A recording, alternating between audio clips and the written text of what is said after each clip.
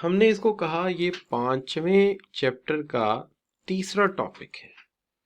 5वें चैप्टर में कमोबेश 8 से 9 टॉपिक्स हैं, काफ़ी बड़ा चैप्टर है और ये उसका पहला सेक्शन है। यानी दूसरे अल्फाज में ये हमारा तीसरा पार्ट है विजुअल कम्युनिकेशन। इससे पहले नॉन वर्बल और रिटन कम्युनिकेशन दोनों हम कर चुके हैं।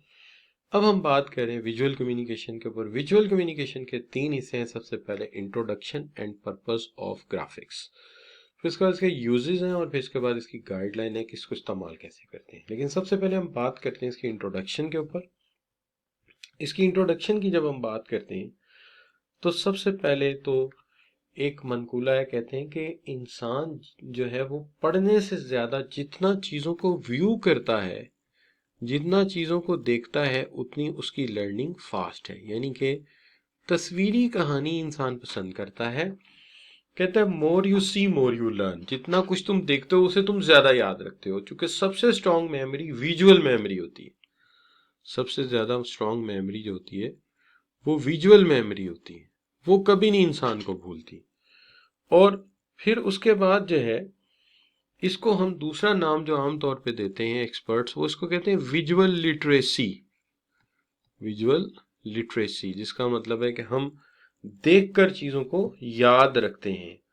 और फिर उसके बाद ये है कि हमेशा याद रखें कि जो विजुअल चीज़ों का इस्तेमाल करना है, इसके अंदर जितना ये इफ़ेक्टिव टूल है उतना ये ख़तरनाक भी है।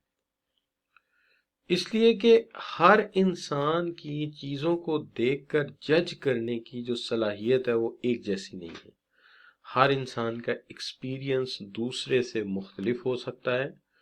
लिहाजा हमें जब भी चीज़ों को इंटरप्रेट करना है, थोड़ा सा ख्याल रखना है कि इंटरप्रेट करते वक्त के लोगों का परसेप्शन सही तरह से उसे परसीव कर सके। तो हमेशा ख्याल रखें कि लोग इसे परसीव ठीक करें। ऐसा ना हो कि आप जो कहना चाहते हैं लोग उसकी बजाय इसका मतलब कुछ और निकाल रहे हो।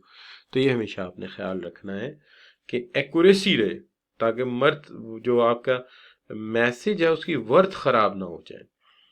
ठीक है, तो ये ठीक है कि लोग जो हैं वो वर्ड से ज़्यादा पिक्चर्स को ज़्यादा पसंद करते हैं। और अगर कभी आप वर्ड्स और पिक्चर्स दोनों इकट्ठे कर दें और दोनों एक दूसरे को सपोर्ट कर रहे हैं तो फिर इससे अच्छी तो कोई बात हो ही नहीं सकती। फिर तो वो कहते हैं ना उर्दू में सोने पे सुहागा हो गया।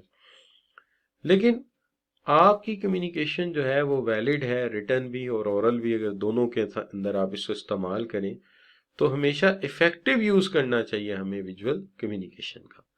तो मैं अपनी बात को जरा दोहराता हूँ आपके सामने। सबसे पहली बात यह है कि हम ये जानते हैं कि जितना ज्यादा हम चीजों को व्यू करेंगे उतना ज्यादा हमें याद रहेंगे।